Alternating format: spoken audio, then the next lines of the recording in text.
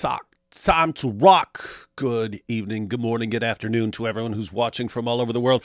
Yeah, I'm alone right now. Yeah, I know. I know it. No,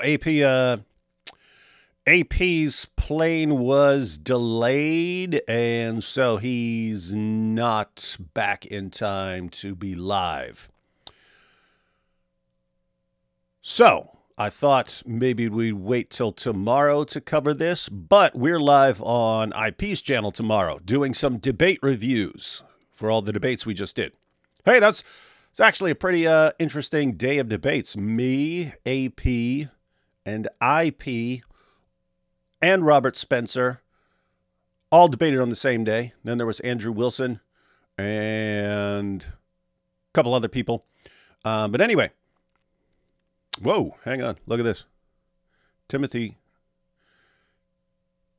just said, I'm from South Africa, and this is news to me. So this is interesting. So, yeah, the news broke today that the world's first openly gay imam was murdered. So wanted to cover this story. Again, AP traveling. Thought about covering this tomorrow, but we'll be live doing debate reviews tomorrow. And then... so I figured maybe we'll talk about it later in the week, and then realizing, have you guys noticed that there are like terror attacks every single day now in some European country? Point is, I'm assuming that if I waited until later this week, there's going to be a bunch of other terror attacks in various places. And so that's what jihad is. You just, you can never keep up. You can never keep up with the jihad. Weird, because Islam's a religion of peace and tolerance. So anyway, I decided to go ahead and go live, cover this. We'll watch a clip. We'll watch a clip from Muhsin Hendricks, who is the world's first openly gay imam. Notice no one ever says the world's first gay imam. There have been countless thousands of gay imams, but openly gay. You know, you had to keep that a secret, whatever you were doing with, you know, your Quran students and stuff like that. You had to keep it a secret, and so on. But now we have the world's first openly gay imam, and was the hero of people around the world. The hero of the LGBTQ community around the world. He was the one. He was the example. We were told, you see, Islam can allow things they disagree with without killing them because we've got an openly gay imam. And this was supposedly the evidence that Islam is just fine. Islam is just fine. Then Islam is going to adapt to the world and so on. And now he's been executed. Now he was publicly murdered. I'm not going to show the footage. There's footage. I posted it on Twitter of him being killed. It's not graphic. It shows someone shooting at the car. But, you know, you're not seeing any blood or guts. But if I were to show that, this live stream would be instantly age restricted, and you couldn't watch it without logging in and so on. So anyway, we won't show that actual footage. You can check that out if you want to see it on my Twitter page. We'll look at a short video by Muhsin Hendricks, just so you can get an idea of who he is. Then we'll go through a BBC article talking about the ambush and his murder. And maybe, just maybe, we'll wonder why Islam is like this, given what the Muslim sources say about Muhammad being obviously gay. So we might have to, we might check some of that out. But I got the sources, because we just debated this stuff. A lot of this stuff was relevant just yesterday when I was debating Robert Spencer. So that's what we'll do, and then we'll be out. Let me take these first couple super chats, then we'll go and watch a video. I loved the debate. You were informative and hilarious. Islam exposed. Yeah, that was a fun debate. I said at the end of the debate we should do it every single day. I love the idea of a debate where one person is blasting away at what the Muslim sources claim about Muhammad. And so one person is blasting away at Muhammad and how messed up he is in the Muslim sources. And the other person is attacking those very sources and saying that Islam doesn't have any reliable sources. And so you can't trust anything any of the sources say about Islam.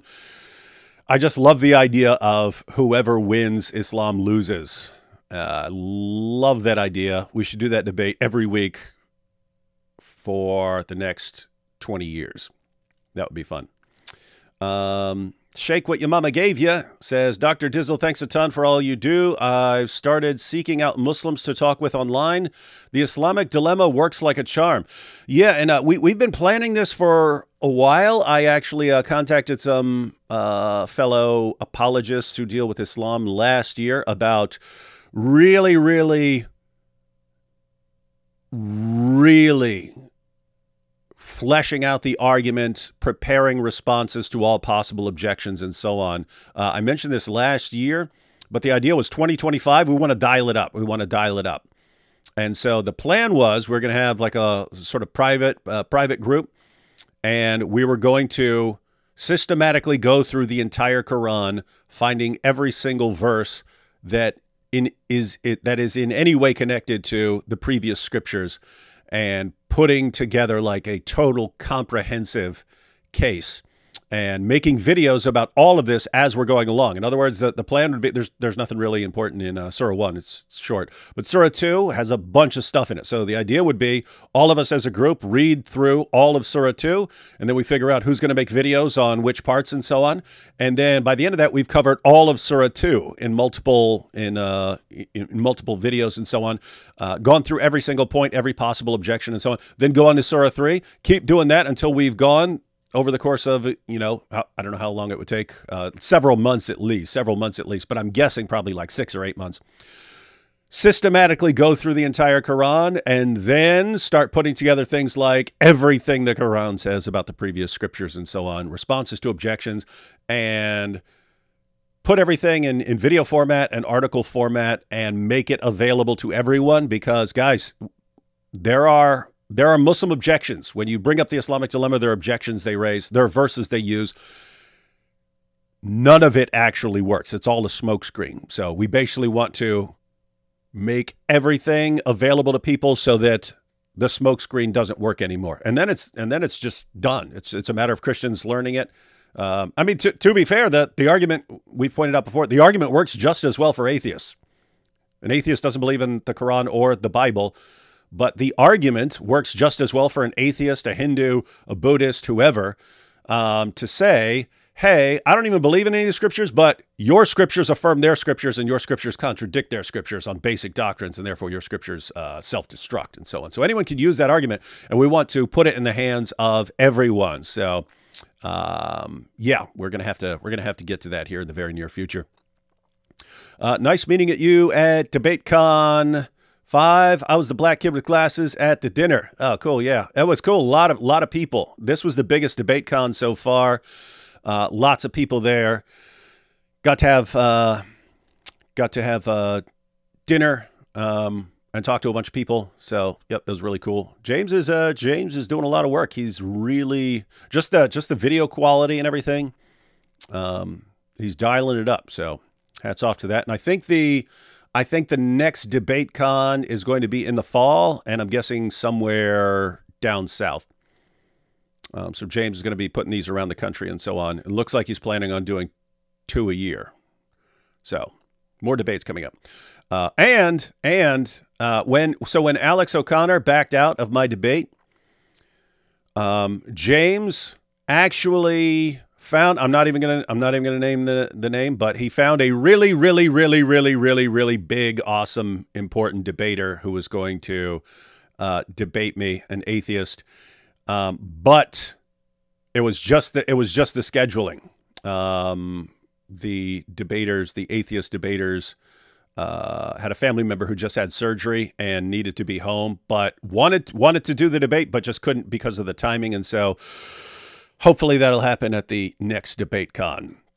But I'll let James announce that if that happens Sandman says, but Muslims, when you bring these issues up, but the Old Testament, yeah, that is pretty standard.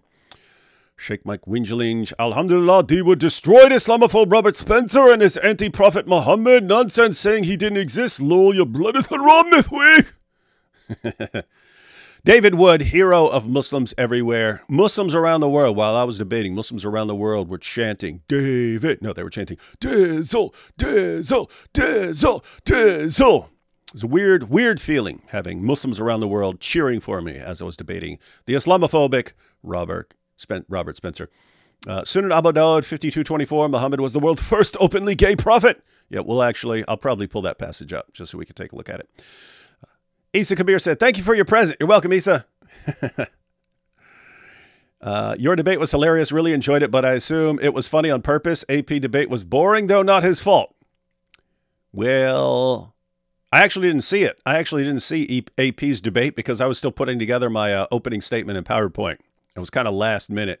It was kind of last minute on preparation. Misha says, Mr. Robert is correct. Lord Momo did not exist. All Muslims were meant to worship Lord Ezra. All who think otherwise are dizzling corruption across the land. Lord Ezra hereby imposes Spenceria. That is true. That is true. Hi, David. Just finished watching your debate with Robert. Nice debate, and I agree with you that Momo did exist, but later invented in Iraq, Syria, not Mecca. Yeah, and that's an issue. There are all sorts of problems with details. So I believe Muhammad existed. As far as lots of the details about him, possible. I mean, not just possible. Definitely tons of stuff was embellished and changed and stuff. It's just a question of like how much was changed. Is it like 20% was changed? Is it like 90% was changed? I'm not sure. To really start getting down to that, you have to go through all the like modern research on the issue and stuff. And I'm not quite interested enough in it to do that. So I'll leave that for other people. Wait, what is this? Did you get home? Hang on.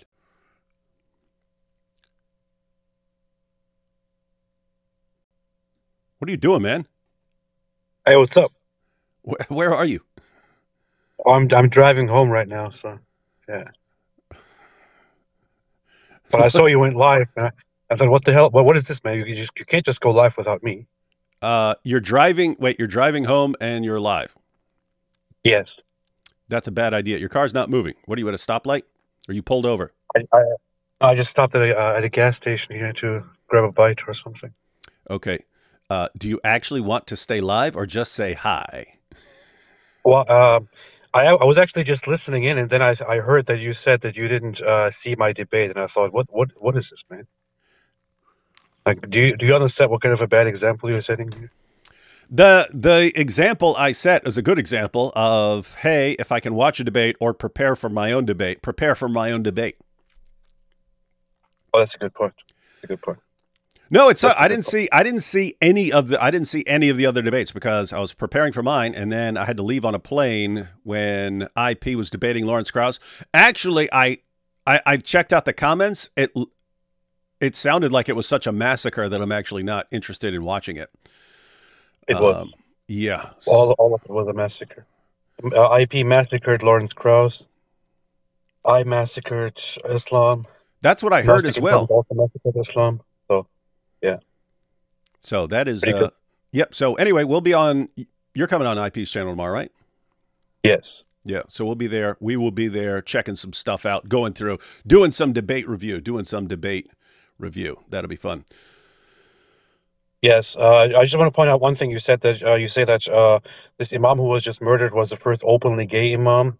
I just want to point out that he is the first openly gay imam because the first gay imam would technically be Muhammad himself. So. Yeah, that's true. And I pointed out that there have been thousands of gay imams. They just usually had to keep that stuff secret back in the day. But yeah, the Muhammad was definitely the first gay imam, just not openly. He had to hide it. He had to try and keep it quiet.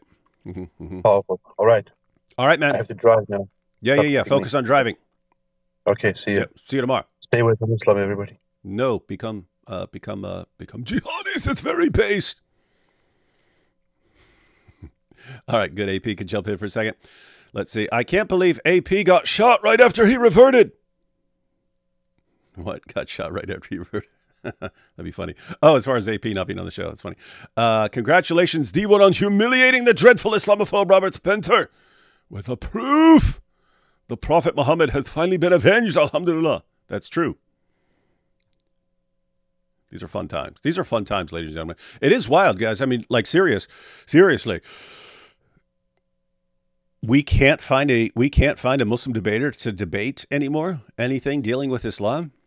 That's insane. I'm wondering what the future of DebateCon is if we can't find Muslims who are willing to debate.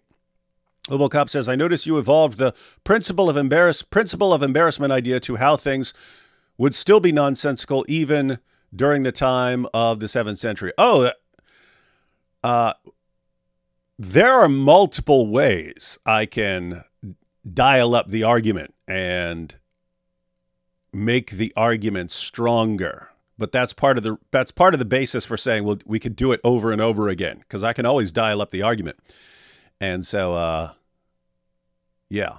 So yes, I modified and advanced the argument from previous versions, and there are multiple ways to. And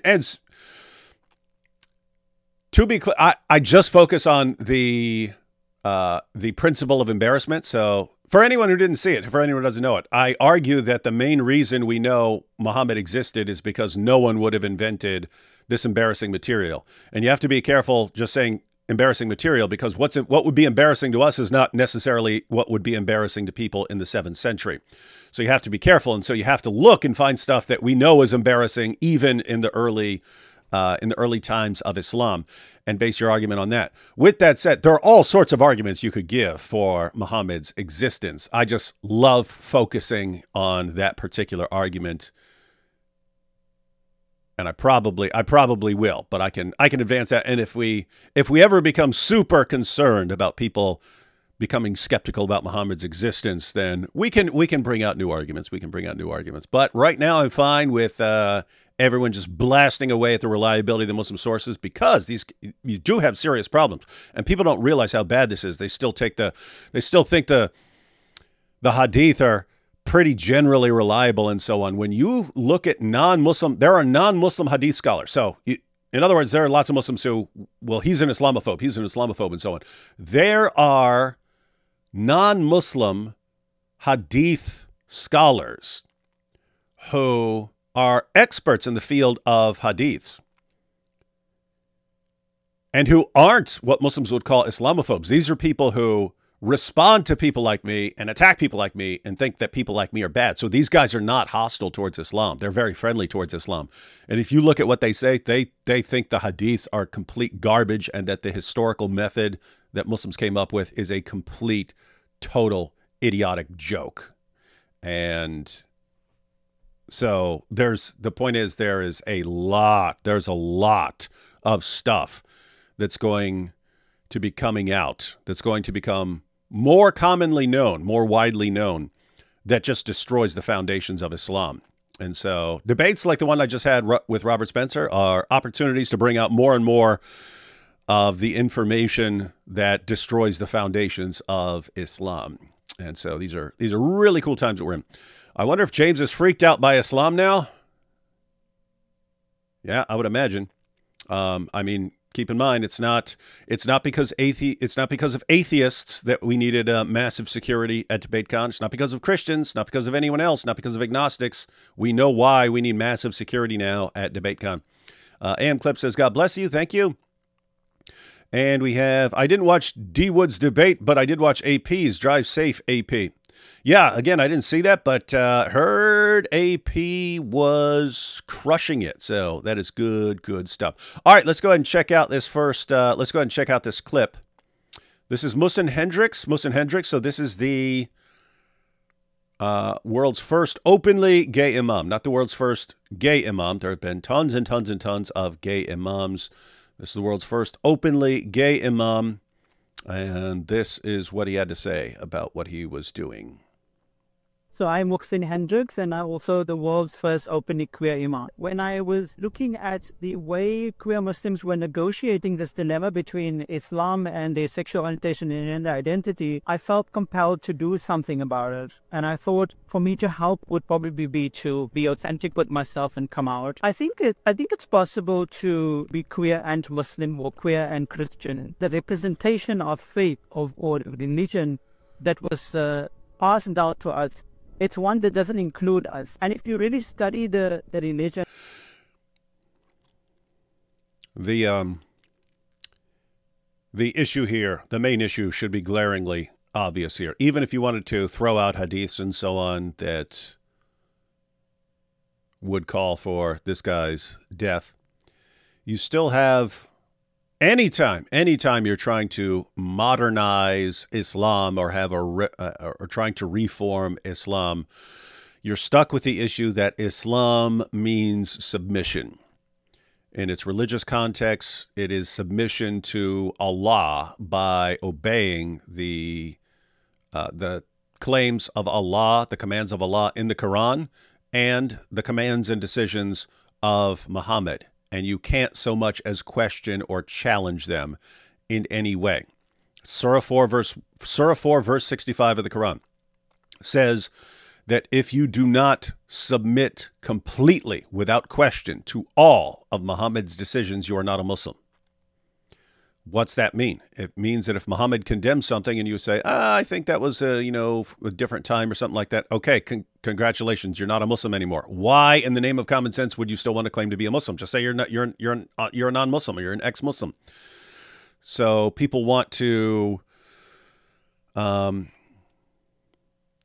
change Islam into something when Islam specifically says if you change this into anything, it's no longer Islam. And so you have the Quran again saying that if you do not fully submit to Muhammad and Allah and their decisions and their claims, you're not a Muslim. And then, of course, you have Muhammad in the Hadith saying that all innovators go to hell.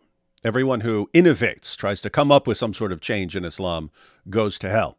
So I wouldn't get your hopes up, world. I hear this a lot, and I've heard this from atheists and so on, that Islam's going to go through a reformation, it's going to modernize and so on. It's like, this doesn't seem like the kind of thing that can change for the better. To be clear, you can have Muslims who change for the better. As far as Islam, if a Muslim changes and has great, wonderful views that are great for the world and so on, something like this, well, that's great for that Muslim. That is no longer Islam. Islam is it's a system for violently subjugating the entire world. That's what it is.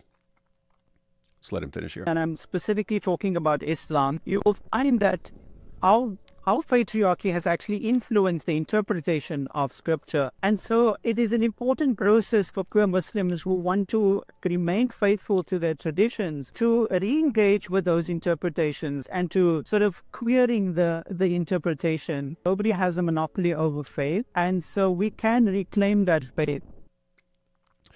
Did you hear what he just said? Nobody has a monopoly over faith. What would the Muslim response to that be? What would the Muslim response be to the idea? He said we need to queer our interpretations of the Muslim sources. We need to queer them. We need to queer our interpretations of the Muslim sources. And no one has a monopoly. Any Orthodox Muslim who's listening to that would think, no, Allah and Muhammad definitely have a monopoly. And if you're trying to change that and to queer the interpretations, then you are in the category of an apostate and a heretic and an innovator, and you are under multiple death sentences. And look at what just happened.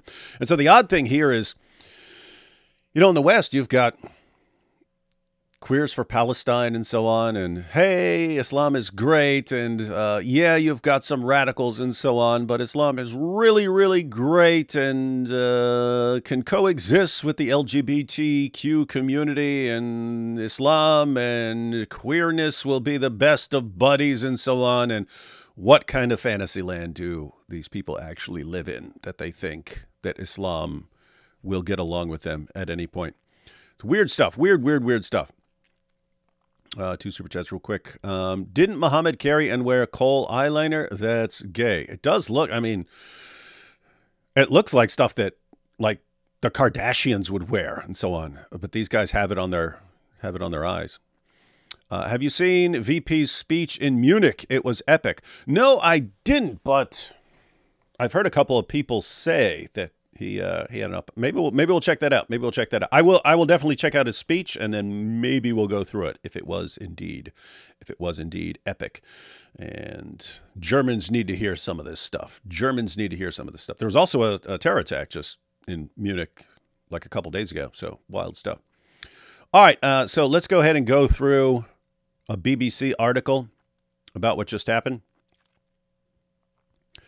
So here it is. The BBC, world's first openly gay imam shot dead in South Africa. He said no one has a monopoly on faith. He's talking about Islam. And someone had a different idea. Someone had a different idea about this. All right, so let's check this out. Muhsin Hendricks, a pioneering figure dubbed the world's first openly gay imam, has been shot dead in South Africa. The 57-year-old cleric ran a mosque in Cape Town, intended as a safe haven for gay and other marginalized Muslims. He was killed on Saturday morning after the car in which he was traveling near the southern city of, was ambushed. 2 unknown suspects with covered faces got out of the vehicle and started firing multiple shots at the vehicle, police said in a statement. News of Hendricks' death has sent shockwaves through the LGBTQ plus community and beyond, prompting an outpouring of tributes from across the globe. The weirdest part is, does anyone think the LGBTQ community is going to learn its lesson from this, or will they double down and defend Islam even more to show that Islam is their best buddy in the entire world? And I'm saying this because it's what we always see. It's what we always see. After every, even, I'm not just, to be clear, I'm not just talking about LGBTQ community. I'm talking about tons of people in the West in general, especially people on the left of the political spectrum. The more the terrorist attacks come, the more dedicated they are to defending Islam. It's really weird. And it's weird because it's like, it almost encourages the attacks. It's like saying, hey, the more you attack us, the more people you slaughter in the name of Allah, the more we will defend and promote your religion. If I were an atheist and I was trying to figure this out, how can people be this insanely stupid? How can they look at something that seeks nothing but their death or subjugation, depending on how they react? There's a massive ideology out there that promotes nothing but their subjugation and death, and all they do is defend and promote it and want to get along with it. If I were an atheist, I could not imagine so many people being this completely insane and deranged. I would have to start thinking about the possibility of demonic forces at work in all of this, because you need something like that to even attempt to make sense of the insanity that's going on. So, news of Hendricks' death has sent shockwaves through the LGBTQ plus community and beyond, prompting an outpouring of tributes from across the globe. Julia Ehrt, executive director at the International Lesbian, Gay, Bisexual, Trans, and Intersex Association, ILGA, called on the authorities to thoroughly investigate what we fear may be a hate crime. What you fear may be a hate crime? The guy was massacred in broad daylight in an ambush. SUV, again, we're not going to watch the footage. This would be age restricted instantly. But SUV pulls up, guys jump out the car, open fire, kill him in the back seat of the car. What we fear may be a hate crime. Hey guys, what do you think the odds are that Julia Ehrt will learn a lesson from this and have a problem with Islam? Close to 0%. If anything, Julia will start telling us how this has nothing to do with Islam and how Islam is wonderful and how this tiny minority of extremists who have a weird interpretation of Islam they need to be marginalized, and Islam and the LGBTQ community will get along and live in peace and tolerance and harmony forever and ever. Fantasyland, absolute Fantasyland. He supported and mentored so many people in South Africa and around the world in their journey to reconcile with their faith, and his life has been a testament to the healing that solidarity across communities can bring in everyone's lives. How'd that work out? How'd that work out? So we're going to get along with Islam. We're going to queer the interpretations of the Muslim sources, as he said. And what happens? How well did that work out? That was the goal. How well did that work out? Is anyone going to learn the lesson from this, the relevant lesson? No. People are going to double down and do the exact same thing they've been doing. It's like insanely stupid. Hendricks was killed. I'm at the top here. Hendricks was killed after he had reportedly officiated at a lesbian wedding, though this has not been officially confirmed. The details of the attack emerged through security footage that was shared on social media. It shows a car pulling up and blocking the vehicle in which Hendricks was traveling as it was pulling away from the curb. According to police, the imam was in the back seat. I just want to clarify. I mean, it's always possible that there's some explanation that this isn't a jihad attack, but those were the people who were threatening him. So if you had to pick who you think is responsible, it's pretty. It could always be some other weird group or something like that. But looks like jihad. Those are the people who've been threatening him and so on. And then he gets gunned down. So it shows a car pulling up and blocking the vehicle in which Hendricks was traveling as it was pulling away from the curb. According to police, the imam was in the back seat. The angle of CCTV footage reveals what happened from one side of the road. An assailant jumps out of a car, runs to the ambushed vehicle, and shoots repeatedly through the back passenger window. So they weren't gunning down everyone in the car. They were focusing on him in the back seat. Hendricks Al Ghurbah Foundation, which runs the Masjidul Ghurbah Mosque in the Wynberg suburb of Cape Town, confirmed he had died in a targeted attack on Saturday morning.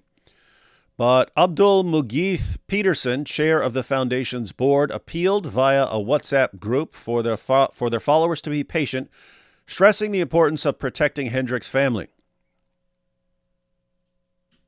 Yep.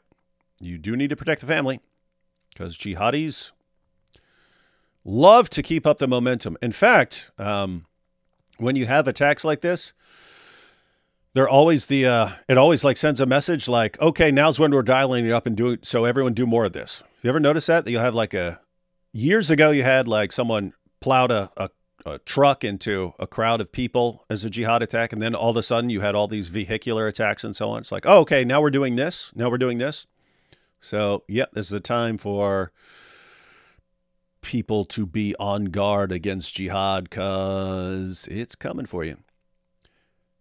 Hendricks' work challenged traditional interpretations of Islam and championed a compassionate, inclusive faith. How did that work out? Did he change Islam? Did Islam become compassionate and inclusive? No, he got killed. South Africa's post-apartheid constitution was the first in the world to protect people from discrimination because of their sexual orientation, and in 2006 became the first country in Africa to legalize same-sex marriage. So same-sex marriage legal, but jihadis apparently, again, always possible that it's someone else. Don't know all the details yet, but looks like jihadis are quite willing to take matters into their own hands. But despite a thriving LGBT community, gay people still face discrimination and violence. The country also has one of the highest murder rates in the world. Hendricks came out as gay in 1996. I have to say, if he came out as gay in 1996, he had a pretty long lifespan for being an openly gay Muslim for that long. But you've got right now in the world, you've got something called the avalanche of apostasy. Muslims are in panic mode, and they think that the solution is to dial up their allegiance to Islam and to be more Sharia compliant and to tolerate less heresy and reinterpretation and innovation in their religion. So this is going to be the new normal, ladies and gentlemen. In fact, you're going to see more of this sort of thing. Hendricks came out as gay in 1996, which shocked the wider Muslim community in Cape Town and elsewhere. That same year, he founded The Inner Circle, an organization providing support and a safe space for queer Muslims seeking to reconcile their faith and sexuality, before going on to establish the inclusive Masjidul Gubra Mosque. He was the subject of a documentary in 2022 called The Radical, in which he said about the threats he faced, the need to be authentic was greater than the fear to die. So he wanted to be authentic, and he was killed for it. Hendricks often spoke about the importance of interfaith dialogue and the need to address the mental health issues and trauma faced by LGBTQ+ individuals within religious communities. He told the ILGA World Conference in Cape Town last year, "It is important that we stop to look at religion as the enemy." This guy's just killed. This guy's just killed, and saying, "Hey, don't look at Islam as the enemy." Reverend Jide McCulley, an openly gay Anglican minister, described Hendricks' death as truly heartbreaking. What do you think the odds are that Jide McCulley learns anything from this? And what do you think the odds are that Jide McCulley is very pro-Islam and loves Muhammad and thinks everything is great and Islam is very gay-friendly? What do you think the odds are that Jide McCulley says things like, "We're all Muslims," and things like that? I don't know. I've never heard of Jide McCulley before. I'm just saying it seems pretty common. It seems pretty common. The British-Nigerian LGBTQ rights activist runs House of Rainbow, an organization that provides support for gay people in Nigeria where same-sex relationships or public displays of affection are illegal, and pay tribute to Hendricks' bravery. "Your leadership, courage, and unwavering dedication to inclusive faith communities have left an indelible mark," he said. So how'd that work out?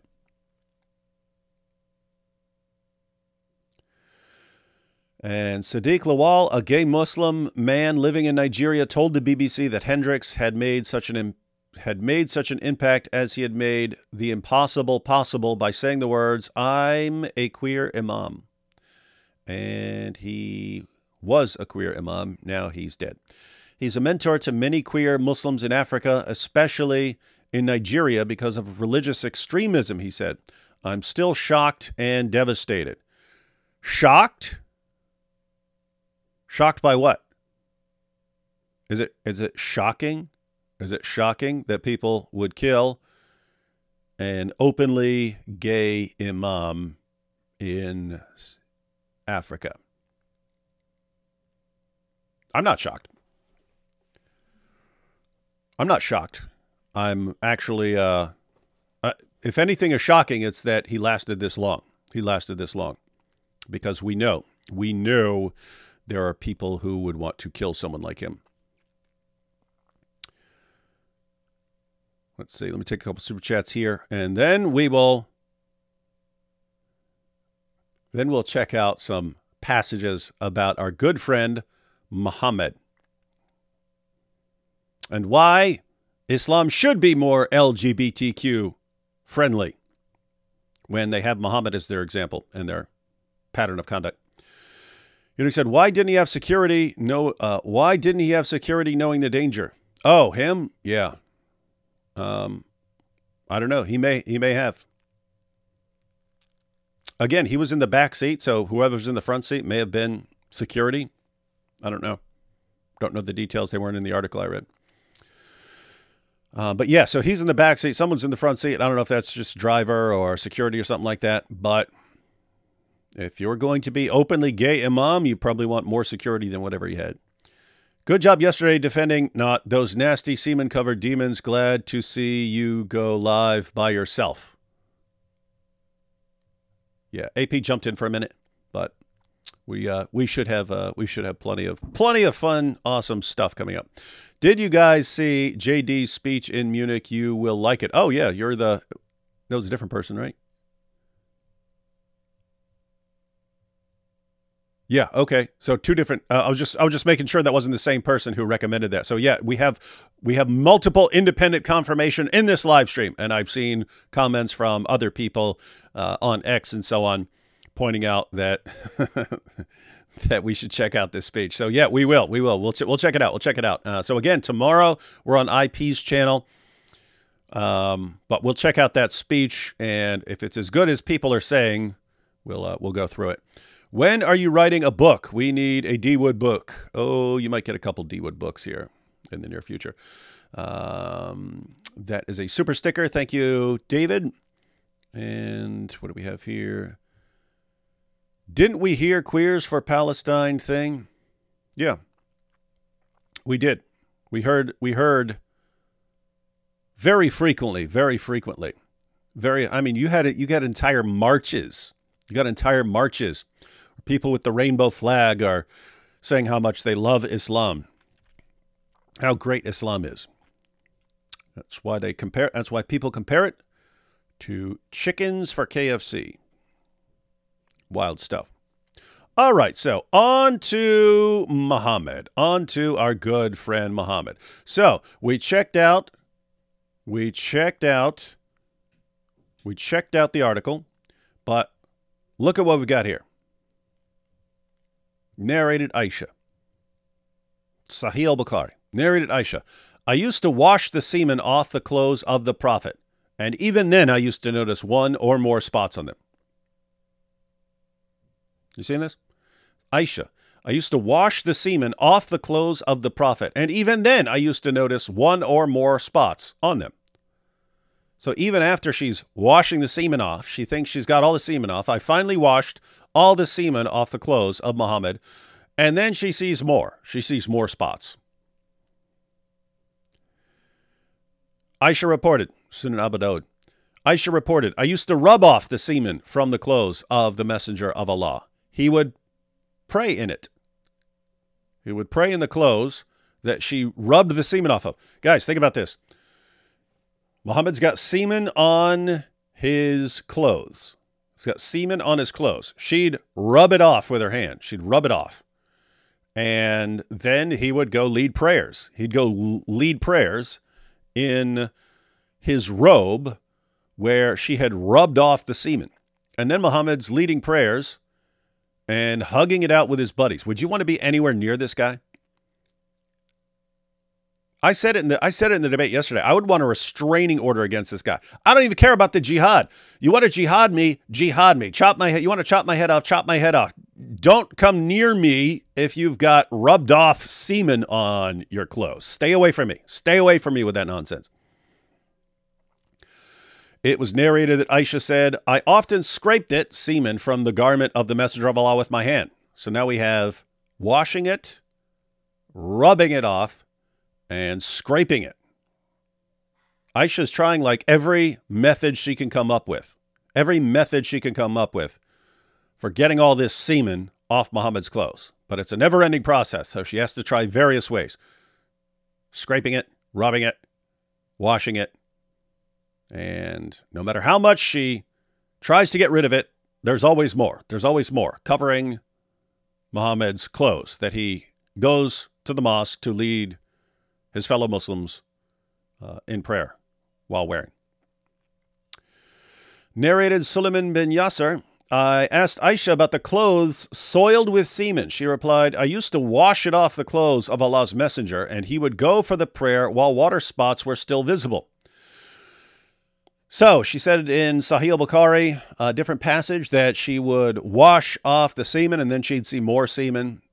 But also, even after she's washed the semen, he would go for the prayer. He would go for the prayer. So he's going and leading prayers, and he's got the watermarks on him. So if you saw Muhammad, even if Aisha was miraculously successful in getting the semen off his clothes by rubbing it, scratching it, scraping it, washing it, and so on, you see this guy show up and he's got these water spots. He's got these water spots. And, Aisha obviously shared this information with people, but that was from washing off all the semen off his clothes. It's a weird dude. Here we have Aisha saying, I used to scrape it, the semen, off the garment of Allah's messenger, and then he offered prayer with it. So you go lead the prayers, covered in semen. And here we have, it was narrated that Aisha said, I remember that I found it, semen, on the garment of the messenger of Allah, and I scratched it off. So this is the life of Aisha. Washing it off, scratching it off, scraping it off, rubbing it, trying to rub it off. She'd see more. He'd head to the mosque. He'd head to the mosque to lead the prayers with water spots on it. And keep in mind, when it was dried, when the semen was dried, she would scratch it off. If the semen was wet, she would wash it off. But I mean, she would just rub it off or scratch it off, and he'd go lead prayers in that garment. And then he's, yes, let's hug each other, men. Let's all hug each other here. What a great day. What a great day for Allah. Hug me, touch my garments. Rub my garments on your face. Hug me closely, hug me closely. This is some weird, wild stuff, everyone. But we're not done. So, Muhammad was constantly covered in semen. Quite the mystery, quite the mystery. We have to wonder what the origin of the semen was. Where was all this semen coming from? Great mystery. One of the great mysteries of our time. But maybe we can figure this out. So here's Sunan Abu Dawud, which someone brought up earlier. Let's go ahead and read the passage. Narrated Usaid ibn Hudayr, Abdurrahman ibn Abu Layla, quoting Usaid ibn Hudayr, a man of the Ansar, said that while he was given to jesting and was talking to the people and making them laugh, the Prophet poked him under the ribs with a stick. So this guy's cracking everybody up. Muhammad picks up a stick, jabs him. This guy has no shirt on. Muhammad picks up a stick and pokes him with the stick to get his attention. He said, so this guy says, let me take retaliation. So Muhammad pokes this guy with a stick, and the guy's like, oh, I need retaliation. I'm going to poke you. So he says, let me take retaliation. Muhammad replied, take retaliation. Oh yeah, take all the retaliation against me you want. I want you to poke me now. You get to poke me. But the guy had an objection. He said, you are wearing a shirt, but I am not. You are wearing a shirt, but I am not. The Prophet then raised his shirt. Keep in mind, this would have been one of Muhammad's famously semen-drenched garments. So his shirt's already covered in semen, or at least water spots, or at least it's been scraped off repeatedly and so on. The Prophet then raised his shirt. So Muhammad pulls up his shirt, revealing his soft, milky white flesh that this guy loves. The Prophet then raised his shirt, and the man embraced him and began to kiss his side. Then he said, this is what I wanted, Messenger of Allah. This is what I wanted. What did I want? I wanted you to raise up your shirt so I could be kissing you all over your side. That's what I wanted. I didn't care about actually poking you with a stick. I wanted my lips all over your milky white flesh. And you got Muslims who will say, "Oh, this is totally fine." It's like, okay, you guys want to demonstrate, huh? Muhammad hijab and Ali Dawah. You want to show that you're fine with this? You're fine with this? You guys do this? You guys do this when you're chilling, sitting there? Does hijab say, "Hey, oh, Ali Dawah, you're cracking everyone up. Let me poke you with a stick"? And Ali Dawah says, "Oh. Well, now I need some retaliation. I need the retaliation, yeah." "Okay, I will pull up my shirt. Ali Dawah says, "Oh, well, yeah, because I just want to kiss you all up and down your thigh. I want to kiss you all over your body, Muhammad hijab. That's what I wanted. I didn't really want to poke you with a stick, yeah." That what you guys think? That what all the Dawah guys think? That this is their prophet that they imitate, right? But who is this guy? Who are we dealing with here? Just one guy, multiple guys? I don't know. Let's check this out. Something weird going on, ladies and gentlemen. Narrated Abu Uthman, I got the news that Gabriel, came to the Prophet while Salama was present. Jibril started talking to the Prophet and then left. Was it really Jibril? Was it? That's what Muhammad wanted everyone to think. But let's see what we've got here. The Prophet said to Salama, do you know who it was? Or a similar question. She said, it was Dihya, a handsome person amongst the companions of the Prophet. Dihya al-Kalbi. Dihya al-Kalbi. So she sees Muhammad with a handsome man, Dihya al-Kalbi. And he says, who's that? And then later he convinces her that it's not Dihya al-Kalbi. It's actually the angel Gabriel. So when you see it reported that, oh, yes, Gabriel came to the Prophet, everyone thinks this is Dihya. But Muhammad trained them to think that, to understand that when they see him with Dihya, it's actually a meeting of the angel Gabriel. So they say, yes, Muhammad met with the angel Gabriel. She said it was Dihya, a handsome person amongst the companions of the Prophet. Later on, Salama said, by Allah, I thought he was none but Dihya, till I heard the Prophet talking about Jibril in his khutbah, religious talk. So people see Muhammad in a room with Dihya, and Muhammad convinces them. He tells the Muslim community, that's the angel Gabriel I'm with. When you see me with Dihya al-Kalbi, it's actually me with the angel Gabriel.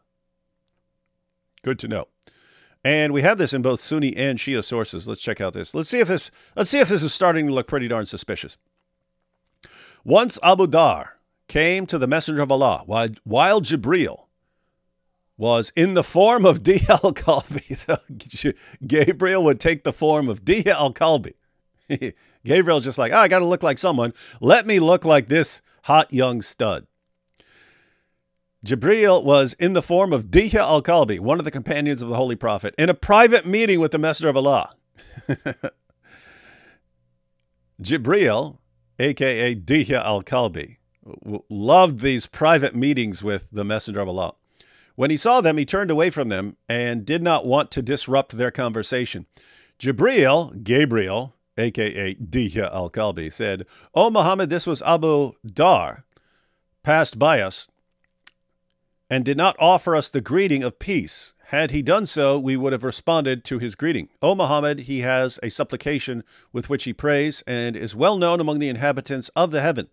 When I will ascend, ask him about it. When Gabriel left, Abu Dhar came to the Holy Prophet, and the Messenger of Allah said to him, O Abu Dhar, what stopped you from offering us the greeting of peace when you passed by? He said, O the Messenger of Allah, I thought the person with you was Dihya al-Kalbi in a private meeting for something of your affairs. The Messenger of Allah said, that was Jibril. Think about this. Muhammad said, hey, why didn't you greet us when you walked by? He's like, oh, I know not to interrupt your private meetings with Dihya al-Kalbi, Muhammad. I know that we're never supposed to interrupt your private meetings with Dihya al-Kalbi. That's why I didn't even say anything. I just kept my mouth shut. But Muhammad said, no, that was the angel Gabriel. It was Gabriel. Here, check this out. Hudhaifa answered, the people used to enter upon the Prophet whenever they wanted. The Prophet then prohibited them from entering upon him while he was in meeting with Dihya al-Kalbi. What's he say? What's he say here? Hey guys, don't enter the room if you see me in a meeting with Dihya al-Kalbi. Stay away. Stay away from my meetings with Dihya al-Kalbi. The Prophet used to exchange letters with Caesar and Bani Hanifa and the kings of Bani Ghassan through him, through Dihya. Jibril would sometimes, so if you saw Muhammad with Dihya al-Kalbi,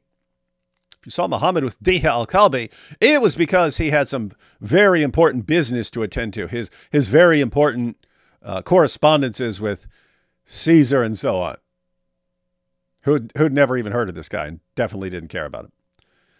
So all fantasy land, all fantasy land. Dihya al-Kalbi is not in a private meeting with Muhammad for Muhammad's big-time correspondence with the kings of the world.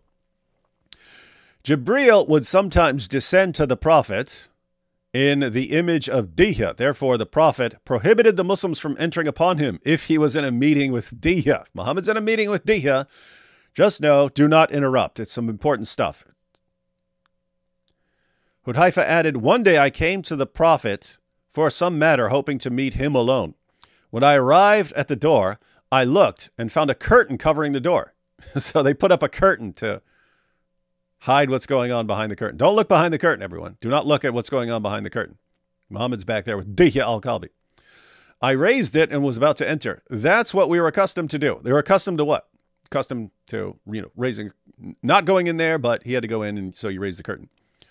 Then I saw Dihya sitting beside the Prophet, who was sleeping, and his head was on the lap of Dihya. This is the Prophet of Islam sleeping with his head on the lap of this handsome young stud. When I saw that, I left. Then I met Ali on my way. He said, oh, blah, blah, blah, blah, blah. Anyway, let's go ahead and skip. Let's go ahead and skip to the end here. So read this. Then Imam Ali asked me to enter. So I entered and sat down. Soon after that, the Prophet woke up and he smiled when he saw the face of Imam Ali. Then he told him, "O Abul Hassan, from whose lap did you take my head?" So by this time, so they switched out. Dihya al-Kalbi gets up, and then while Muhammad is asleep, and then this other guy rests Muhammad's head on his lap. So Muhammad falls asleep on the lap of Dihya al-Kalbi. Muhammad wakes up and sees this other guy. So Muhammad says, then he told him, "O Abul Hassan, from whose lap did you take my head?" Ali answered, from the lap of Dihatul Kalbi. Then the Prophet replied, "This was Gabriel. So what did you tell him when you entered, and what did he tell you?" So Ali helps out. Muhammad wakes up sleeping on some other guy's lap, but it's all okay. So Dihya al-Kalbi. Now, is anyone finding this a bit suspicious? Anyone finding this at all suspicious? That everyone thinks, hey, Muhammad's in his... So one, think about this. So Muhammad was known to have private meetings with Dihya al-Kalbi. And it was understood that when Muhammad's having a special private meeting with Dihya al-Kalbi behind the curtain, don't interrupt, because they've got important business to attend to. They're working on letters to various kings of the world, inviting them to Islam. That's why Dihya's back there. But eventually Muhammad says, "Oh, when you see me back there with Dihya, it's actually the angel Gabriel I'm back there with. So don't get suspicious and think I'm back there getting banged by Dihya al-Kalbi. I'm back there with the angel Gabriel, everyone, who just happens to take the form of Dihya al-Kalbi." Anyone buying this? Anyone buying the idea that, one, that Muhammad would have private meetings, conveniently, private meetings with this hot young stud, and two, that when he would have private meetings with the angel Gabriel would disguise himself and take the form of the exact same guy that Muhammad was known to have these private meetings with.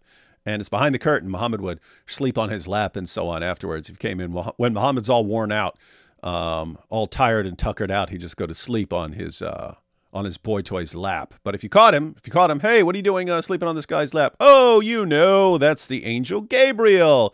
Gabriel just sits around and lets me sleep on his lap when I get tired and tuckered out after a tough meeting." Anyone buying this? I brought it up in the debate.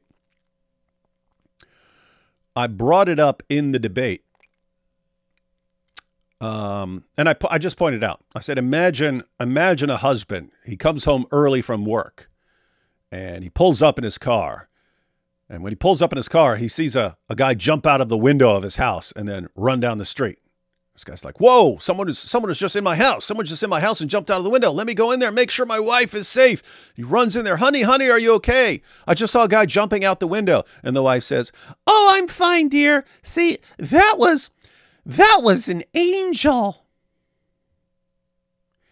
you would have to be the biggest idiot on the entire planet to fall for that.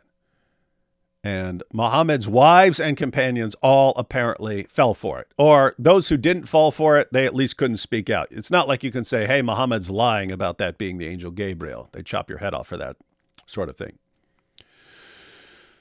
So this is why we say that Muhsin Hendricks is the world's first openly gay imam. There have been gay leaders in Islam going all the way back to Muhammad. Technically, he would have been bisexual or pansexual or however you want to put it. But he was definitely doing some stuff behind the scenes with Diha al-Kalbi. Definitely. So that's what we have here, ladies and gentlemen. Just wanted to update everyone on that and how it's all connected to Islam and how you have people going out and killing people, not for being gay, but for being openly gay. Not killing people for being gay. In Islam, you're totally fine as long as you keep it on the DL. You got to keep it on the down. You got to keep it hidden. You got to keep it quiet. As long as you're keeping it quiet, you're totally fine. If you become openly gay, guess what? Muhammad wasn't openly gay. Muhammad kept it quiet. So you have to keep it quiet as well. If you're openly gay, you're violating Islam, and they will have to execute you.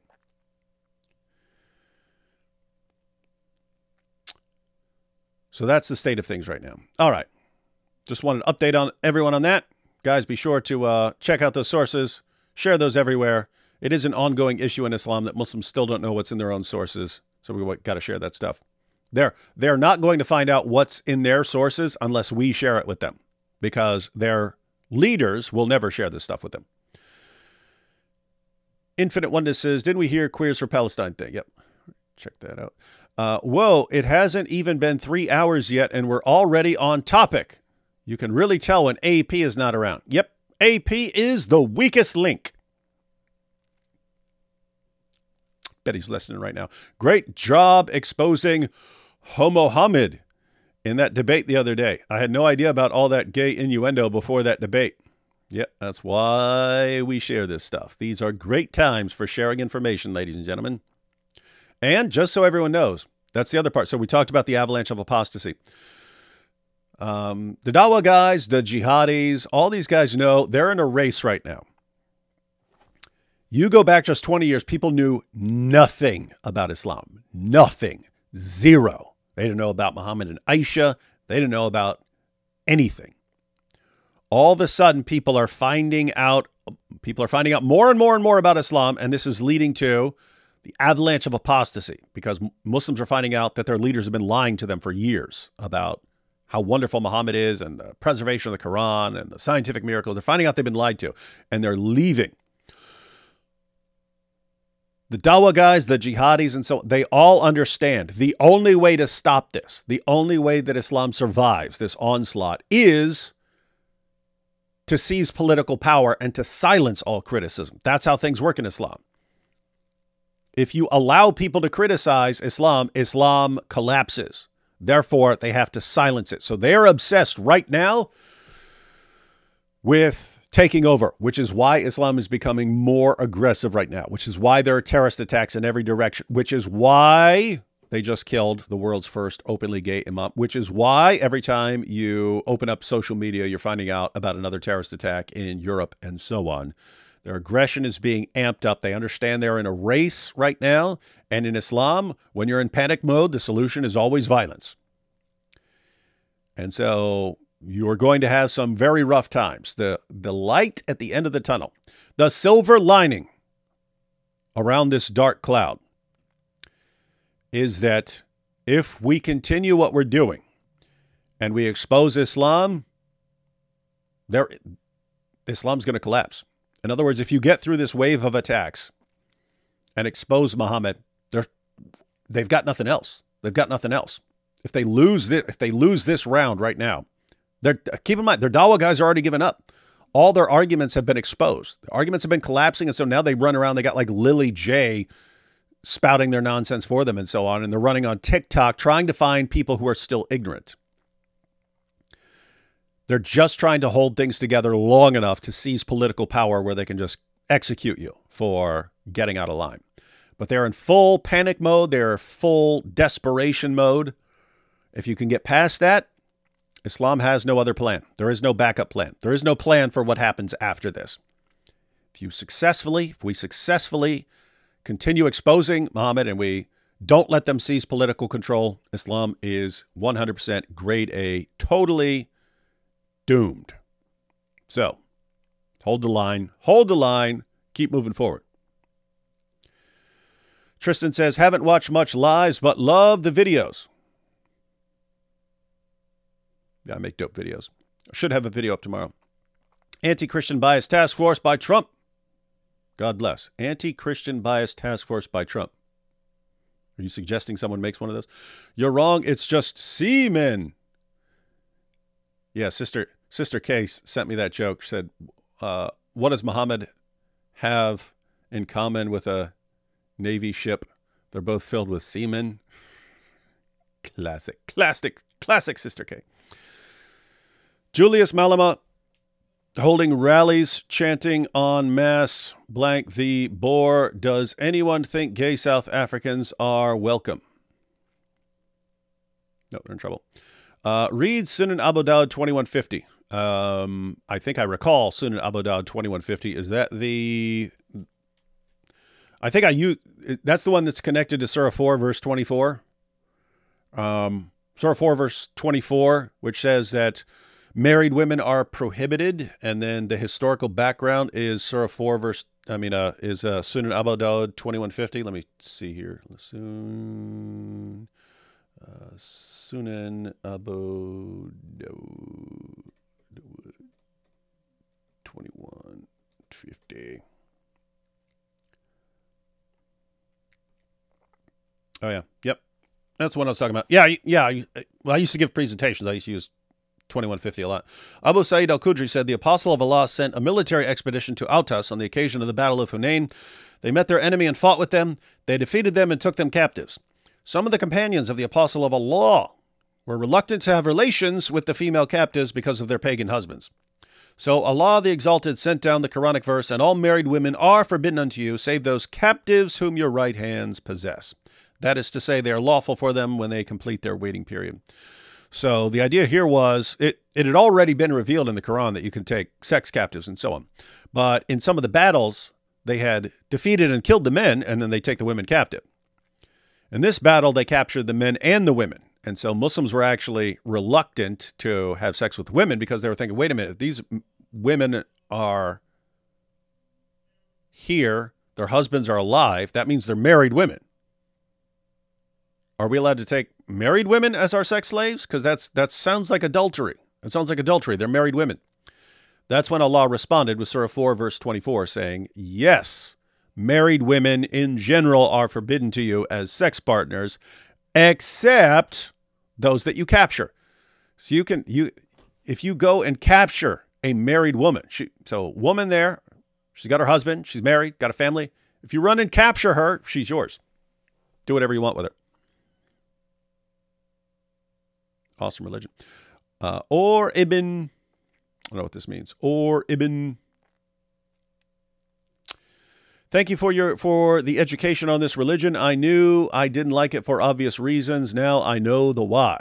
Yeah, you need to learn the why and then share the why.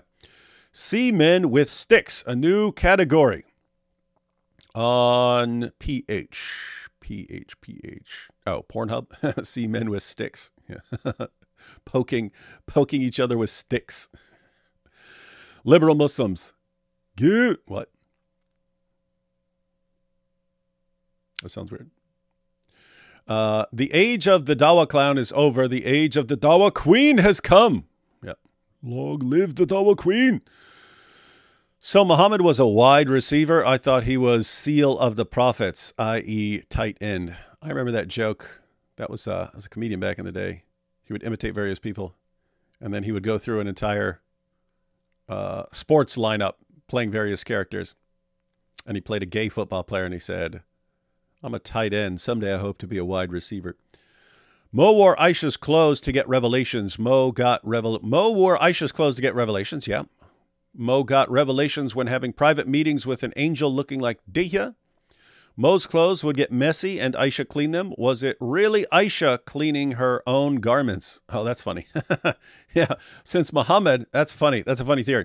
Since Muhammad would prance around in Aisha's clothes and so on, he says that. He said he received revelations while in Aisha's garments. Was Aisha like, hey, you're messing up my dress, Muhammad? Dia got semen all over my dress that you're wearing. Let me scrape that off. I might have to put all that together. That's funny. I didn't think about that. That's some high quality investigation there, Jack Ray.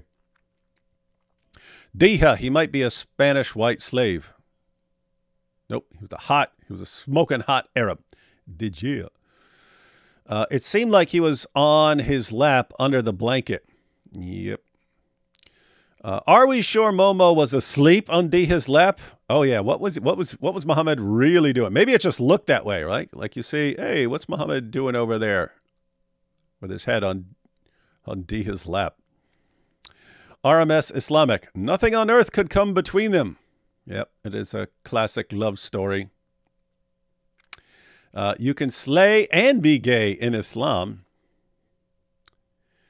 Best moment when Robert said truth in Dawa voice.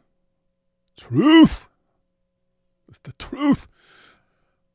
Momo wasn't bi. He'd do anything. Yeah, that's why I said like pansexual. Didn't matter. Dead woman. Doesn't care.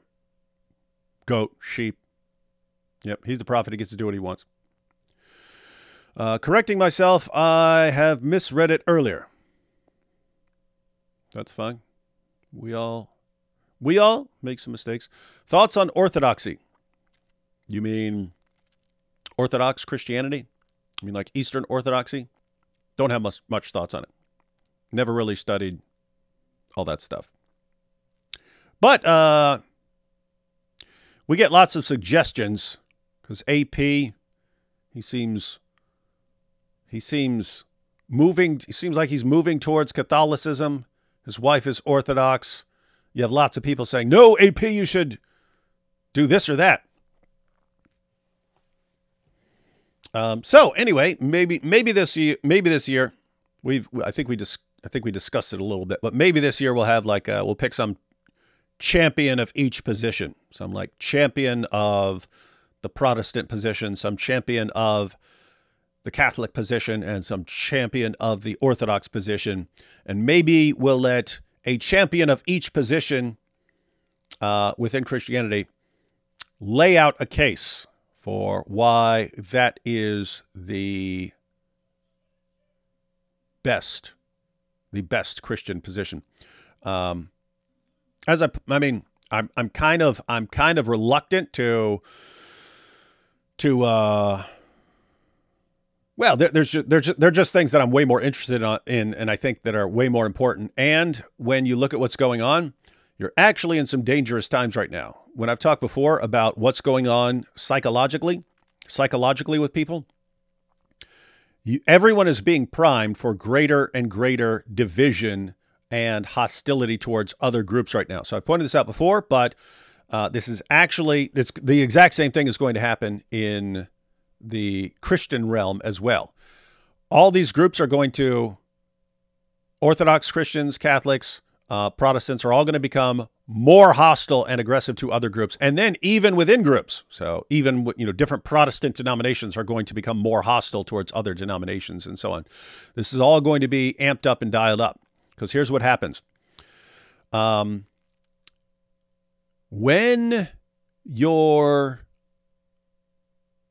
your brain is sort of calm and relaxed and focused on other things, when you don't feel like you're being attacked, you live life in one way. Your brain works in one way when you don't feel like you're under attack, when you don't feel threatened.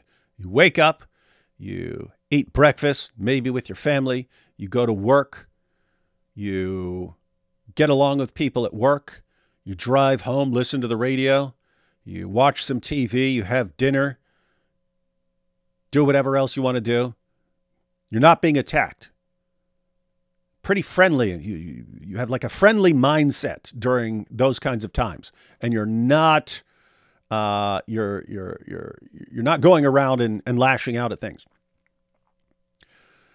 We're in a time where everyone feels like they're constantly being attacked. In other words, you wake up, you check social media, and you find out that you're being attacked. And then you go to work and your company is imposing some political agenda on you, and you have to either fight it or pretend to agree with it or something like this, but you're being bombarded. You get out, you go to the store, you go to Target, and you're being, you feel like you're being attacked. And here's the thing, even if you agree with what's being imposed on you, you still go into fight mode. You go into fight mode. So in other words, if you go into Target and they say, here's the thing that we're promoting right now, that here's our new idea that you have to be on board with. You could be for that or you could be against it. Either way, your brain goes into fight mode, because either you're against it and you're like, what are they doing pushing this on me? It's a store. It's a department store.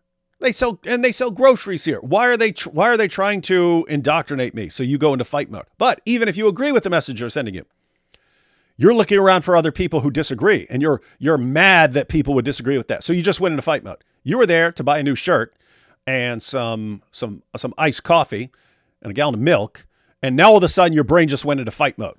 You became more aggressive. Well, guess what?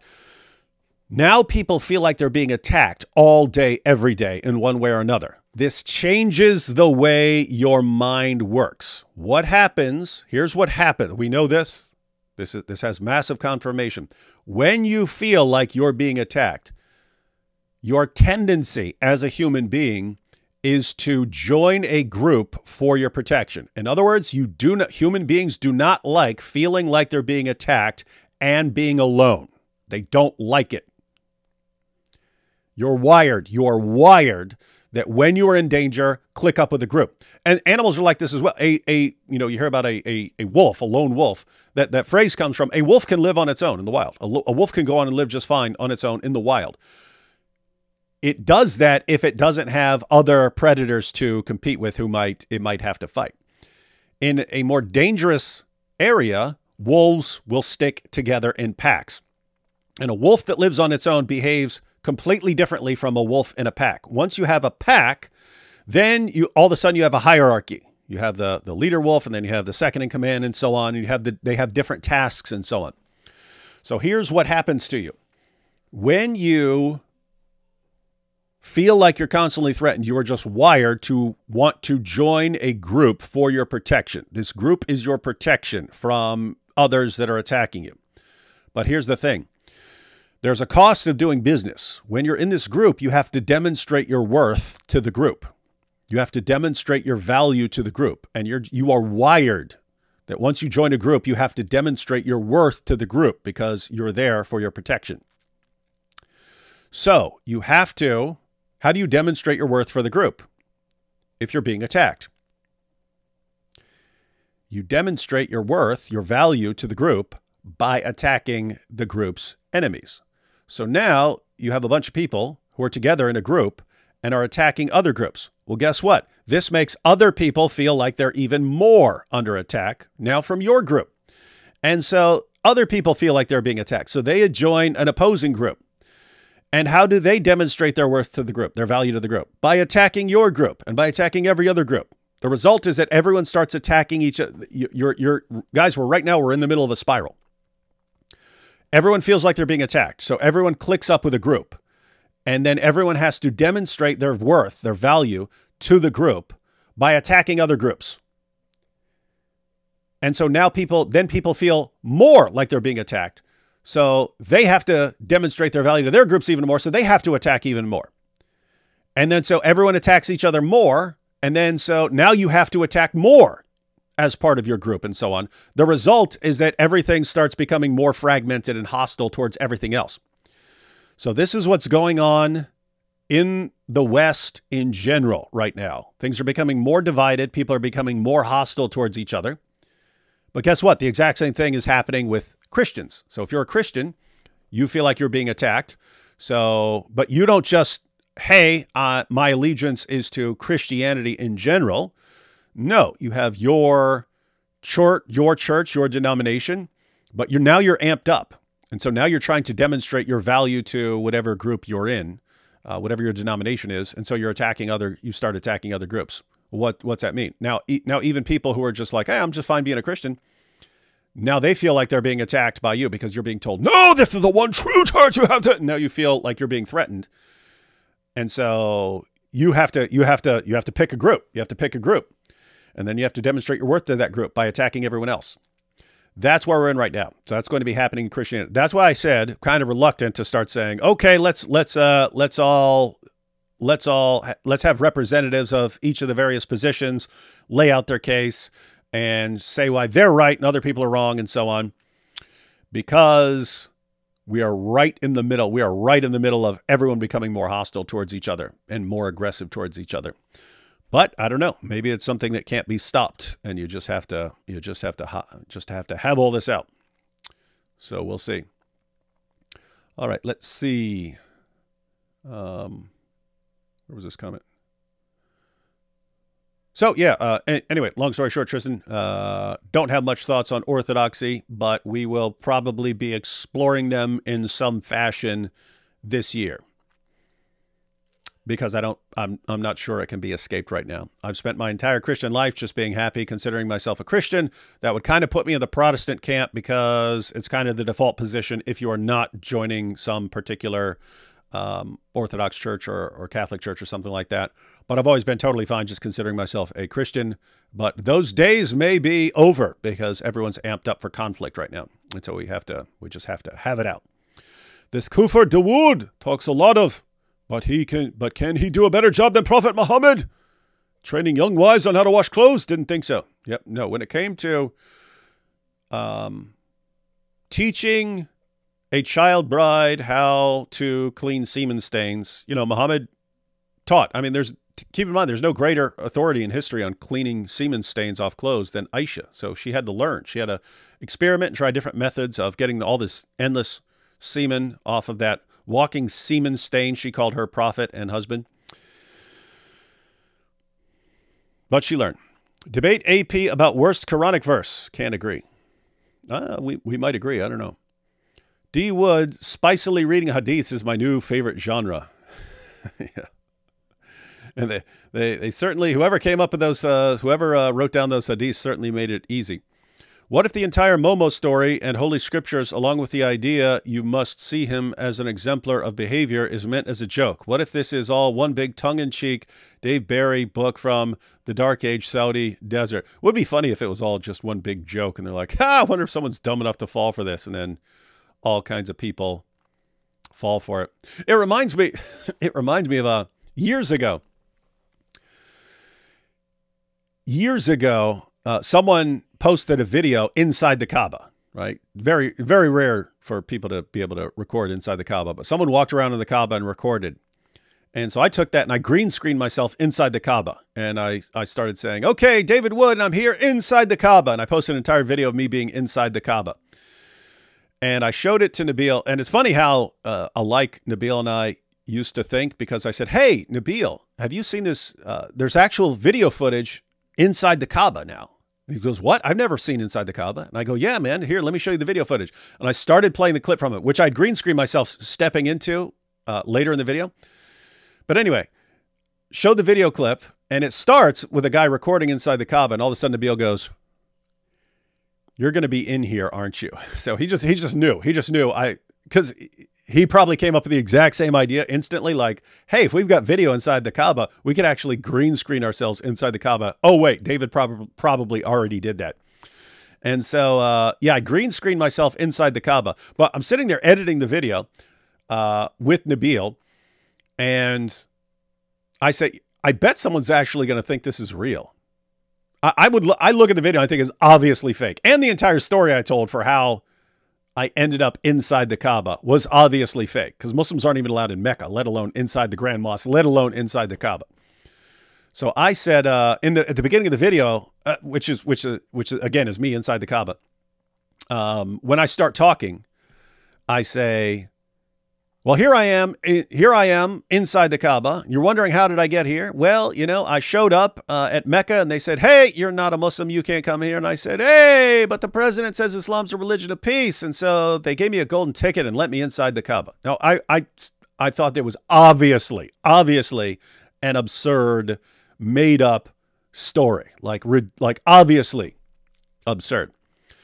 But when I was editing, I was like, I bet someone actually thinks this is real. Turns out like a third of the people who watched it thought it was real. They actually thought I was serious, that I showed up to Mecca and said, hey, the president says Islam's religion of peace, let me in. And they actually let David Wood inside Mecca, inside the Grand Mosque, and inside the Kaaba. People thought it was real.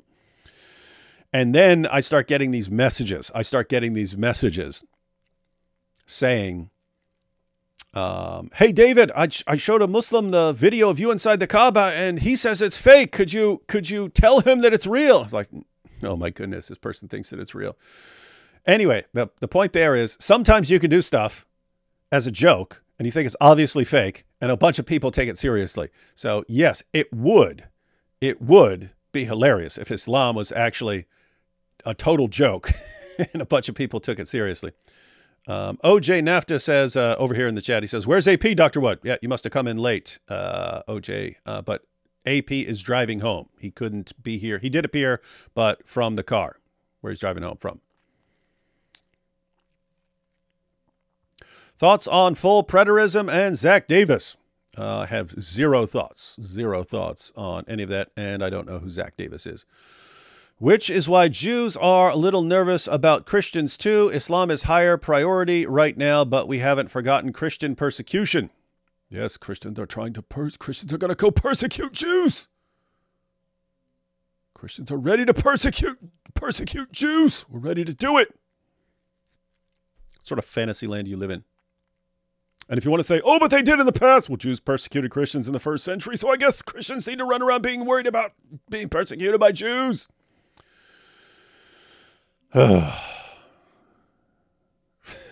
Will you visit Mara, Gaza when it's redeveloped? Yes, if Gaza becomes controlled by the U.S. and becomes a big golf course, I will definitely go there. Are you still in contact with Michelle Qureshi? How is she or her little girl doing? No, not anytime recently. My wife and her update each other every once in a while. But yeah, last time I saw her a few years ago, we recorded a video, and that was before she got married. So yep, she's remarried and so on. I have been radicalized by Prophet David Wood. That's good. Everyone needs to be radicalized by Prophet David Wood. My gut says the same about the times and grouping and battling it out. I'm pretty sure if AP asks the Lord with his whole heart, he'll find him. Yeah. Interesting watching the development of AP. So he starts off as Muslim. Interesting background growing up in Germany, but being Turkish and then being in Turkey and the Turkish military and so on, then becoming an atheist, then an agnostic, then sort of being simultaneously drawn to Judaism and Christianity, then leaning towards Christianity, leaning towards Catholicism, but still isn't quite sure and not wanting to make a wrong choice and wanting to be careful and so on. So yeah, it is let me put it this way. Once AP has figured things out, it'll be an interesting book or documentary or something. Didn't wear the Diddy hat, Major L, David. I have no Diddy hat. And Gavin Ortland, Trent Horn, and Jay Dyer. So those would be your three. Those would be the three. Those would be the three representatives to break down the different positions. Not bad. All right, everyone. So what is it? 9:30. Yep, we've been live for an hour and a half. I think that's good. We've covered the issue. All I really wanted to do was update people on the story. And on Twitter, or X, you just get a little you get a tweet or a little post, and doesn't give much information. Just wanted everyone to get more of the details about what just happened in South Africa, and more information about Muhammad and why Muhsin was the first openly gay imam, but definitely not the first gay Muslim leader. The rule in Islam is what happens behind the curtain with Diha al-Kalbi stays behind the curtain. Don't talk about it. Don't talk about it. So that's the general rule. And if you break the rule, and you become openly gay, well, then apparently they will kill you. And the LGBTQ community would be wise to take note of that while they defend it. Take AP golfing to Mara, Gaza. No green screens. No, if that becomes a golf course, I've never played I've played mini golf before. I've never played real golf. But if that becomes a big golf course, I will play. I hereby guarantee that I will play my first round of real golf at that place. I will travel there just for that. And I'll take AP with me, and we will play golf. It'll be awesome, and we'll record it, and it'll be fun. All right, everyone. So again, tomorrow we're going to be on with Inspiring Philosophy. So I forget if he told us the time, but it's normally 8 o'clock. So I think it's 8 o'clock tomorrow. We'll be on IP's channel, and we'll be doing some debate reviews, which is good because I didn't see any of the debates except my own, because I was preparing for my debate. And so interesting to see some of what happened in some of the other debates. But we'll be live with IP tomorrow. I should have a video up tomorrow because I'm going to record one sometime late tonight. Well, check that out. And from Sarah here, worst part, within groups, least ecumenical, most exclusionary will win in times like this. I don't like Francis being too open, but we might need that right now. Yeah, so the idea is the groups that are sort of built like that, right? Built for, hey, we all have complete allegiance to our group and we attack in every direction. Those are the groups that will tend to do well. And the people who try to be, hey, I don't want to attack, those are the people who get eaten alive in situations like that. So that's just what happens. That's just what happens when everything becomes more and more divided up. And Mumu says, why is it not enough that AP was smart and brave enough to leave Islam? Why we need to bug him about choosing other religion? Live and let live. Mumu Joe, why did you just bother us and try to tell us what to do and tell us to live and let live? Why don't you live and let live? We have a different view from you. Why can't you live and let live? Why can't you look at different people and say, oh, other people want to tell AP about why their position is correct. You say, oh, but you shouldn't tell people their position isn't correct and that they need to find the correct position. You shouldn't do that. But you obviously believe that your position is correct and that we should all just live and let live. So why are you trying to force your views upon us? The point here, Mumu Joe, is this is hypocrisy. If you actually thought, hey, it's wrong to criticize another person's position, you wouldn't criticize another person's position, even if they're criticizing another person's position. You'd have to actually say, oh, I don't believe in criticizing other positions. So you have an incoherent position. And so the solution, if you actually believe what you said, you should never share your views. The moment you share, you're violating your own rule. So keep that in mind. All right, everyone. See you all tomorrow on IP's channel. Should be fun. D Wood, Inspiring Philosophy, The Apostate Prophet, 3 guys who all debated yesterday. We'll all be on. Should be fun. All right. Catch y'all then.